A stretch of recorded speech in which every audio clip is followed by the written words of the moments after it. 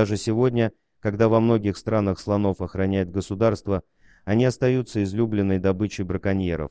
Люди охотятся на толстокожих гигантов ради их величественных бивней. Однако уложить слона весьма нелегко. Лишь хороший стрелок способен убить это животное одним выстрелом. К счастью для слона по имени Красавчик, главного героя нашего видео, атаковавшие его браконьеры были мазилами. Пуля, которая должна была убить исполина, вместо этого застряла в черепе животного. Испытывая невероятные мучения от загноившейся раны, зверь не стал вымещать свою боль на людях. Наоборот, Красавчик спокойно вышел на дорогу, подойдя к первой встретившейся на пути машине. Разглядев рану слона, люди сразу поняли, что от них требуется. На помощь Красавчику прибыли ветеринары из местного заповедника. Животному быстро дали наркоз, сделали рентген головы и по его итогам провели операцию. Разумеется, после процедуры медики обеззаразили рану. Боюсь, Красавчику пришлось еще долго бродить по Африке с синим пятном на голове. Сами ветеринары сообщили, что браконьер промахнулся буквально на несколько.